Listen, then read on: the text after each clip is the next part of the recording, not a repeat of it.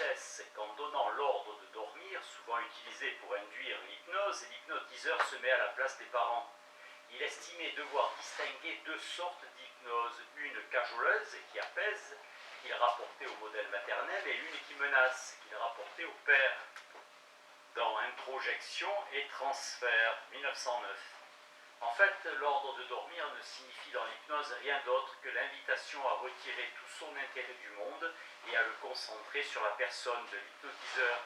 Et c'est bien ainsi que cet ordre est compris du sujet, car c'est dans ce retrait de l'intérêt pour le monde extérieur que réside la caractéristique psychologique du sommeil, et c'est sur lui que repose la parenté du sommeil avec l'état hypnotique. Par les mesures qu'il prend, l'hypnotiseur éveille ainsi chez le sujet une part de son héritage archaïque, lequel fut confronté aussi aux parents et connu dans la relation au père, une reviviscence individuelle. Cet héritage étant la représentation d'une personnalité surpuissante et dangereuse vis-à-vis de laquelle on a pu prendre une position passive, masochiste, à laquelle on a été forcé de remettre sa volonté et avec laquelle être seul, paraître devant elle, semblait une folle audace. Ce n'est que de cette façon approximative que nous pouvons nous représenter la relation d'un individu de la horde originaire au père originaire. Comme nous le savons à partir d'autres réactions, l'individu pris isolément a gardé un degré variable d'aptitude personnelle à faire revivre de telles situations anciennes. Le fait de savoir que l'hypnose n'est malgré tout qu'un jeu, un renouvellement mensonger de ces impressions anciennes, peut néanmoins être conservé et assurer la résistance à des conséquences trop sérieuses de la suspension de la volonté dans l'hypnose.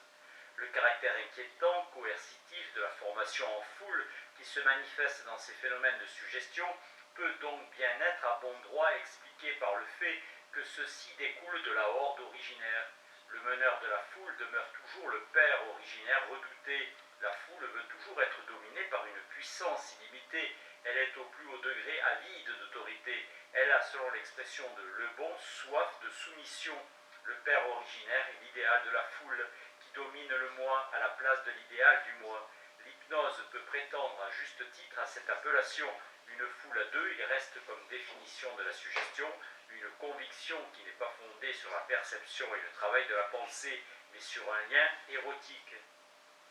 Il vaut la peine, me semble-t-il, d'être souligné que les discussions de ce paragraphe nous ont amené à remonter de la conception de l'hypnose selon Bernheim à une conception naïve, antérieure.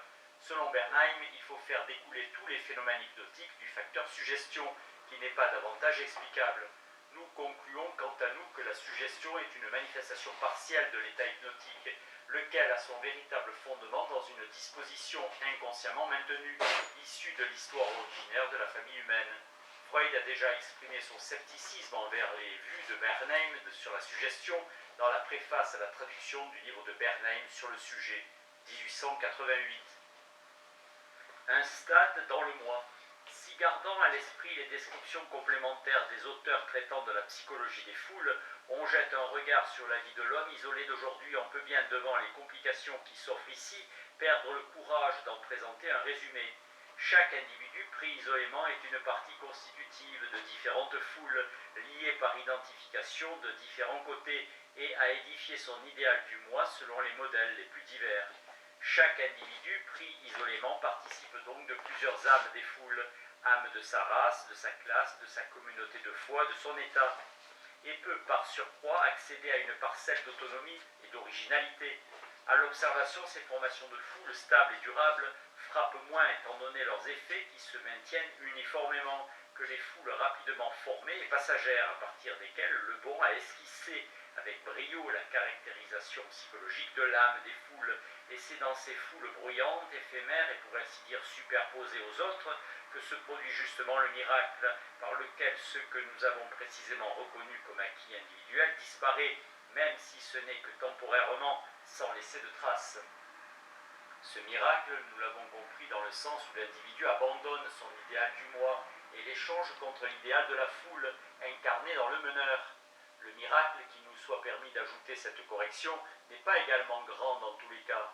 La séparation du moi et de l'idéal du moi naît chez de nombreux individus guère avancés.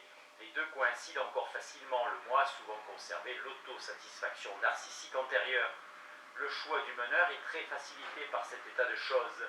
Il lui suffit souvent de posséder les propriétés typiques de ces individus, avec un relief particulièrement net et pur, et de donner l'impression d'une force et d'une liberté libidinale plus grande.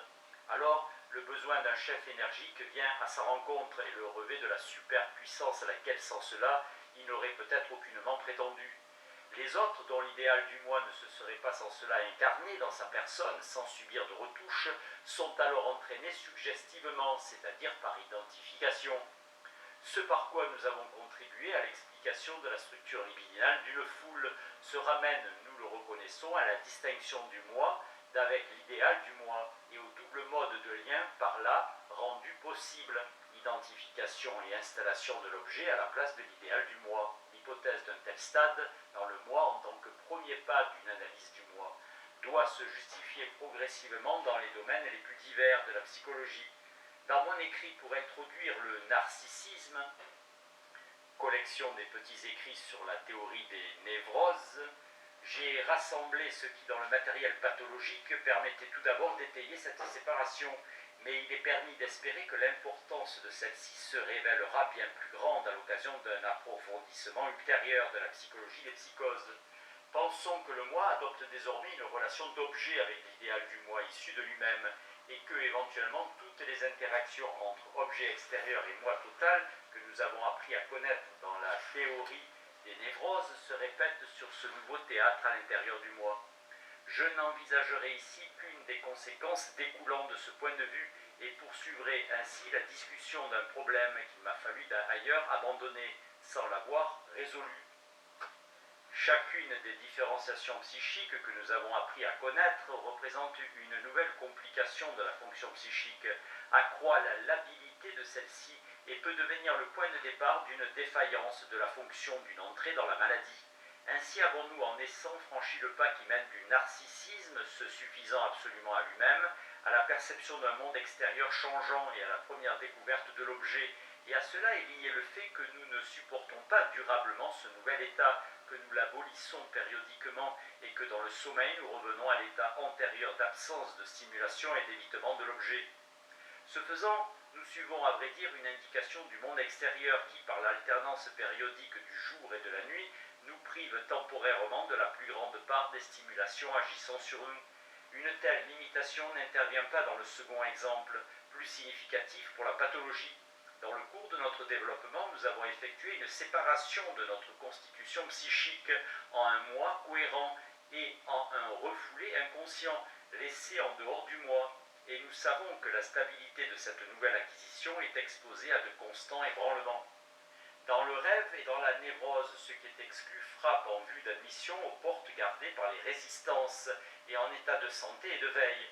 Nous avons recours à des ruses particulières pour accueillir temporairement le refoulé dans notre moi par contournement des résistances, associées à un gain de plaisir.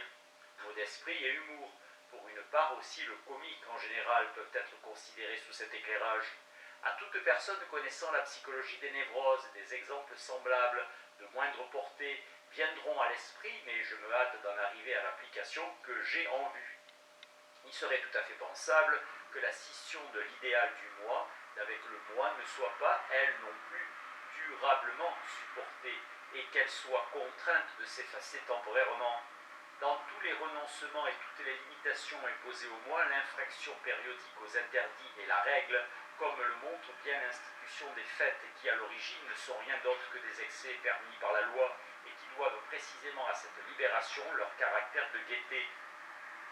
Les Saturnales des Romains et notre actuel carnaval rejoignent sur ce point essentiel les fêtes des primitifs qui ont coutume de se terminer en débauche de toutes sortes avec transgression des commandements ordinairement les plus saints.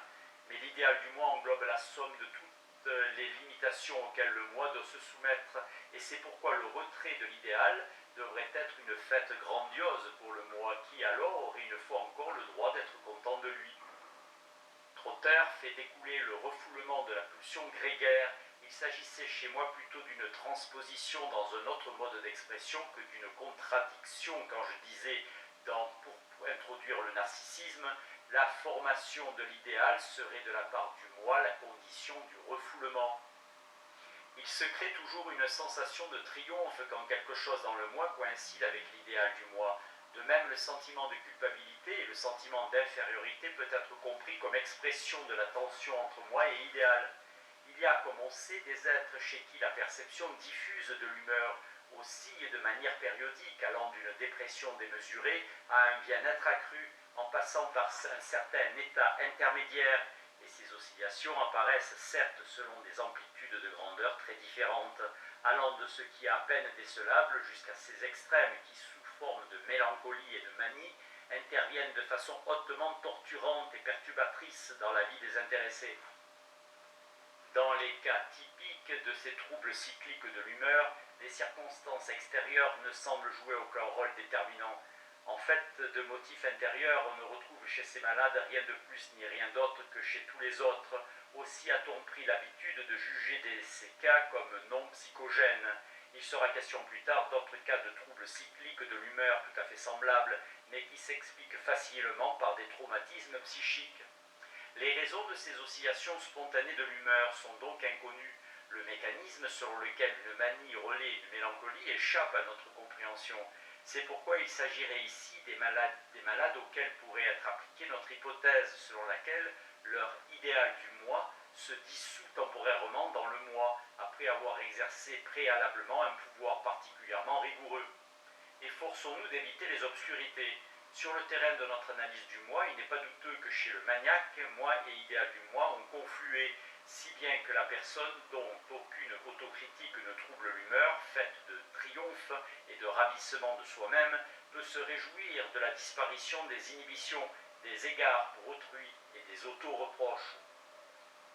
Il est moins évident, mais pourtant tout à fait vraisemblable, que la misère du mélancolique est l'expression d'une division tranchée entre les deux instances du moi, dans laquelle l'idéal démesurément sensible manifeste sans ménagement sa condamnation du moi sous forme de délire, d'infériorité et d'autodépréciation.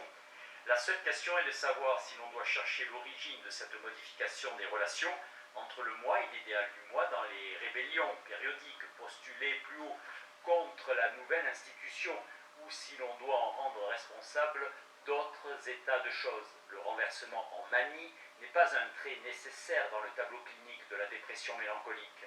Il est des mélancolies simples, uniques, il en est de périodiquement répétées qui ne connaissent jamais ce destin. Par ailleurs, il est des mélancolies dans lesquelles les circonstances jouent ouvertement un rôle étiologique. Ce sont les mélancolies consécutives à la perte d'un objet aimé, que ce soit du fait de la mort de celui-ci ou par suite de situations qui ont contraint la libido à se retirer de l'objet. Une telle mélancolie psychogène peut finir en manie et ce cycle se répéter plusieurs fois, tout comme dans une mélancolie apparemment spontanée. L'état des choses est donc passablement obscur, d'autant que jusqu'ici un petit nombre seulement de formes et de cas de mélancolie ont été soumis à l'investigation psychanalytique. Abraham, préliminaire à l'étude et au traitement de la folie maniaco-dépressive, 1912. Nous ne comprenons jusqu'à présent que ceux des cas où l'objet a été abandonné parce qu'il s'était montré indigne d'amour. Il est ensuite remis en place dans le moi par identification et soumis par l'idéal du moi à un jugement sévère. Les reproches et les agressions envers l'objet se manifestent sous la forme d'auto-reproches mélancoliques. Plus précisément, ils se cachent derrière les reproches envers le moi propre et leur confèrent la fermeté, l'opiniâtreté et l'implacabilité par lesquelles se distinguent les auto-reproches des mélancoliques. À une telle mélancolie peut également se rattacher le renversement en manie, si bien que cette possibilité représente un aspect indépendant des autres caractères du tableau clinique. Je ne vois cependant aucune difficulté à faire entrer en ligne de compte le facteur de rébellion périodique du moi contre l'idéal du moi dans les deux sortes de mélancolie, la psychogène comme la spontanée. Dans les mélancolies spontanées, on peut supposer que l'idéal du moi incline au déploiement d'une rigueur particulière qui, par la suite, a automatiquement comme conséquence sa suppression temporaire. Dans les mélancolies psychogènes, le moi serait excité à la rébellion par les sévices provenant de son idéal, qu'il subit en cas d'identification à un objet rejeté. Au cours de cette recherche, maintenant parvenue à un terme provisoire, se sont ouvertes à nous différentes voies latérales que nous avons d'abord évitées, mais où nous invitaient bien des choses près d'être élucidées. Nous allons maintenant revenir sur une partie de ce que nous avons laissé de côté. A. la distinction de l'identification du moi et de la substitution de l'objet à l'idéal du moi trouve une illustration dans les deux grandes foules artificielles que nous avons étudiées au début, l'armée et l'Église chrétienne. Il est évident que le soldat prend pour idéal son supérieur, donc en réalité le chef de l'armée, cependant qu'il s'identifie à ses semblables et fait découler de cette communauté des obligations propres à la camaraderie, d'assistance et de partage des biens réciproques. Mais il devient ridicule s'il veut s'identifier au commandant d'armée. Dans le cas de Wallenstein, le maréchal des logis raille à ce sujet. Sa manière de racler du gosier et de cracher, vous la lui avez drôlement bien chippé, Schiller, dans le camp de Wallenstein. Il en va autrement dans l'Église catholique. Chaque chrétien aime le Christ comme son idéal et se sent lié aux autres chrétiens par identification. Mais l'Église exige de lui davantage. Il doit en outre s'identifier au Christ et aimer les autres chrétiens comme le Christ les a aimés. L'Église exige donc qu'en ces deux cas soit complétée la position libidinale donnée par la formation en foule. L'identification doit venir s'ajouter là où le choix d'objet s'est produit et l'amour d'objet là où se trouve l'identification. Ce plus dépasse manifestement la constitution de la foule. On peut être un bon chrétien et pourtant être à 100 lieues de penser qu'on pourrait se mettre à la place du Christ, embrasser comme lui tous les hommes dans l'amour. C'est que, faible mortel, on n'est pas obligé de se croire capable de la grandeur d'âme et de la force d'amour du Sauveur. Mais ce prolongement de la répartition libidinale dans la foule est vraisemblablement le facteur sur lequel le christianisme fonde sa prétention à avoir acquis une plus haute moralité. Nous avons dit qu'il serait possible d'indiquer dans le développement psychique de l'humanité le moment où s'est réalisé également pour l'individu pris isolément le progrès que constitue le passage de la psychologie des foules à la psychologie individuelle. Ce qui suit a été influencé par un échange d'idées avec Otto Rank. À ce propos, il nous faut revenir brièvement sur le mythe scientifique du père de la horde originaire. Celui-ci fut plus tard élevé au rang de créateur du monde à juste titre, car il avait engendré tous les fils qui constituèrent la première foule. Il était l'idéal de chacun d'eux isolément, tout à la fois craint et vénéré, ce qui donna ultérieurement le concept de tabou. Cette multitude se rassembla un jour, le tua et le dépeça. De cette foule, aucun des vainqueurs ne put se mettre à sa place, ou, quand l'un le fit, les combats reprirent jusqu'à ce que nous reconnusses qu'ils devaient renoncer à l'héritage du père. Ils constituèrent alors la communauté totémique des frères, tous avec le même droit et liés par l'interdit totémique qui devait maintenir le souvenir du meurtre et l'expier. Mais l'insatisfaction quant au résultat subsista et devint la source de nouveaux développements. Ceux qui étaient réunis en une foule fraternelle en arrivèrent peu à peu à rétablir l'état ancien à un niveau différent. L'homme redevint chef d'une famille et brisa les privilèges de ce règne des femmes qui s'était instauré pendant la période sans père. Comme dédommagement, il peut bien alors avoir reconnu les divinités maternelles, dont les prêtres furent castrés afin de préserver la mère, selon l'exemple qu'avait donné le père de la horde originaire.